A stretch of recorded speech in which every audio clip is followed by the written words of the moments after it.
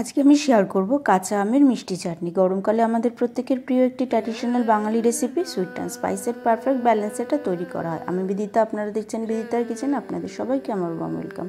আমি এখানে নিয়ে নিয়েছি 1 কেজি কাঁচা আম, যেটাকে আমি স্লাইস করে কেটে অনেকক্ষণ জলে ভিজিয়ে রেখেছিলাম যাতে আমের কষা ভাবটা বেরিয়ে যায়। এবং নিয়ে নিচ্ছি একটা ফ্রাই প্যান। এখানে আমি জিরে আর মৌরি ভেজে রাখবো যাতে আমের আচারে এটা আমি লাস্টে মিক্সড করব বলে।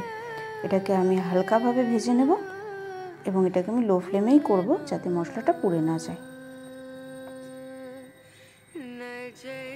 গরম হয়ে এসেছে, এবার আমি এটাকে একটা গ্রাইন্ডারে নিয়ে মিক্স পাউডার বানিয়ে নেব। এবার এখানে দিয়ে দিয়েছি আমি ফ্রাই প্যানটা। এখানে আমি অল্প পরিমাণে তেল অ্যাড করব। এর মধ্যে আমি 5 ফোড়ন, শুকনো লঙ্কা আর আদা দিয়ে প্রথমে আমি ভেজে নিয়েছি।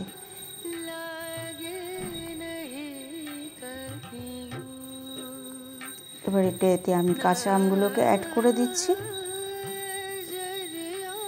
খোসাটা আমি এখানে অল্প পরিমাণ ফেলে দিয়েছিলাম, আপনারা চাইলে পুরো খোসাটাও রাখতে পারেন।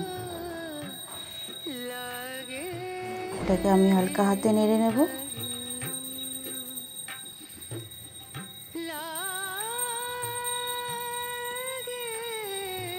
এখানে অ্যাড করছি আমি স্বাদ মতো নুন, দিয়ে দিচ্ছি হলুদ। এবার এটাকে আমি ঢেকে রাখবো।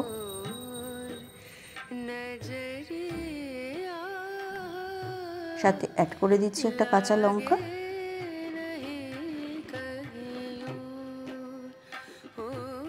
আমটাকে এবার আমি ভালো করে নেড়ে চেড়ে নেব। আর এটাকে আমি লো ফ্লেমেই করব, কারণ আমটা যাতে পুড়ে না যায় সেটাও দেখতে হবে।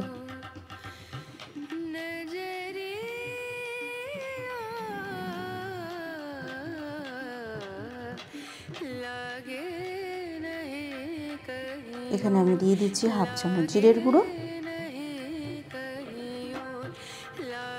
1/2 চামচ ধনের গুঁড়ো। এটাকে এবার ভালোভাবে মিক্স করে আমি নেড়ে নেব।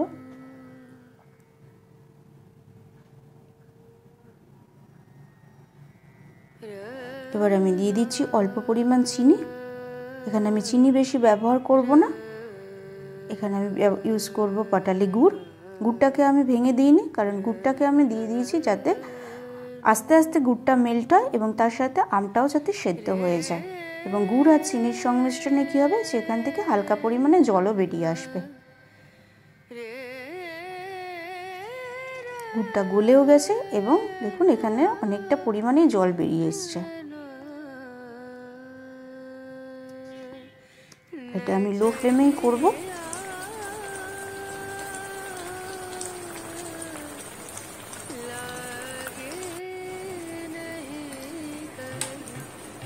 এবার আমি এখানে অ্যাড করে দেব তৈরি করে রাখা ভাজা মশলার গুঁড়ো।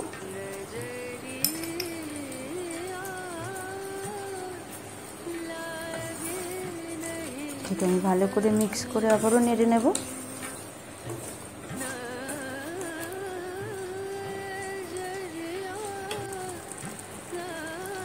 এবং দিয়ে দিচ্ছি এখানে লেবুর জুস।